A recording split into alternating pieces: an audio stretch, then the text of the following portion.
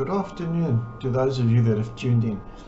I'm Dr. Jimmy Henderson, a cognitive scientist and metaphysician, and this afternoon I'm going to be talking about something which I think has been popping up quite regularly and is quite important. The concept of the human ego, what it is, how it functions, and what we can do with it. Many people believe that the ego is actually is us. We are the ego, but strictly speaking, that's not true. The essence of the ego is that sense of self-realization, self-awareness, the thought that I'm alive, that I'm aware. That is the essence of the ego.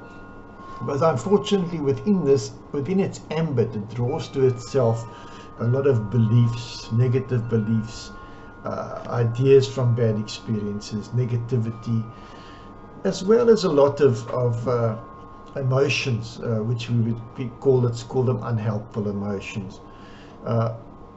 You see, early on in evolutionary science, early human being would have to have a very strong ego, which was filled with strong drives for survival, almost like selfish, to obtain food, to hunt, to look after oneself and defend oneself. In other words, a large amount of aggression, which was necessary to survive in such a harsh environment. Although today things have changed, obviously, with our moral and development and scientific development, these emotions such as anger and aggression and selfishness are no longer suitable, and then the ego is often frowned upon, and some persons will even say, yes, we need to get rid of the ego.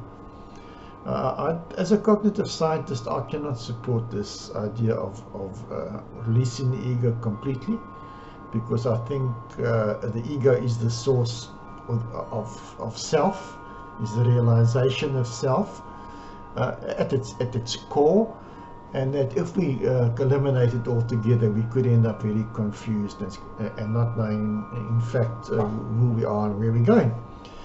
So yes, the ego is important, but the ego, as it is in many cases, still carrying within itself the DNA of the early man, of early development.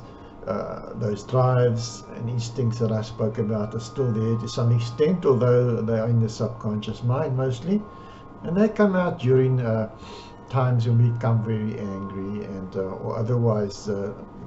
Also drugs and alcohol can also lower our consciousness to the point where the original ego drives will then emerge, and this becomes a very real problem for those of us that are interested in spiritual development or self-development. So what is the solution?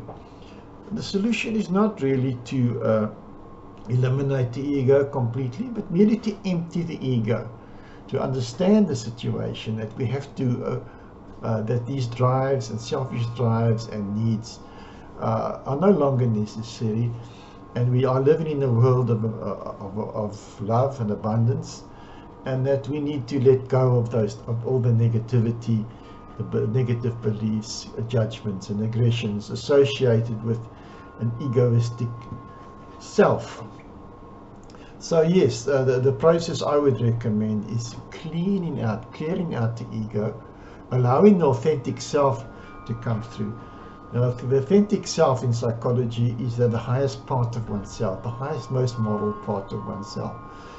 In metaphysics, we actually see that there's a certain consciousness state, and called the authentic self, that pure state of consciousness where there is no negativity or judgment or selfish drives. That would be the authentic self. So the idea is to empty the ego as we understand it of all this selfishness and allow the light of the authentic self to come through. This would come through as a result of spiritual practice, good works, and basically moral development, to the point where we are prepared to let go of those old outdated drives and feelings and thoughts and beliefs, and become a more open and compassionate and empathetic person, allowing the true person to come through. And the light of the soul, which I'm not going to talk about in this talk. It's for the next talk. Yes, so yes, we need to, in other words, transcending the ego, evolving the ego, and allowing the authentic self to come through. So that is what I would recommend as far as developing the ego is concerned, or working with the ego on when it comes to self-development or spiritual development as well. A last word on the ego is that some of you may have heard of the dark night of the soul. This is what happens when we go through a hugely traumatic and intense experience of humiliation, of fear, of doubt, trauma, to the point where the ego is actually almost eliminated, destroyed, that we have to actually let go. We are forced to let go of those beliefs and drives which no longer serve us. This can be a very difficult experience for many people, but it can be helpful to understand that at the end of this process of the dark night of the soul, the ego is cleared, and the authentic self, or can be cleared, and the authentic self can then emerge, and we can then dedicate ourselves to the service of light and understanding. So I want to invite any of you who are interested in metaphysics to visit my website, and there are more articles there as well as videos. It's www.discoveringyourself.co.za. I want to thank you for your time this afternoon, and until next time, thank you.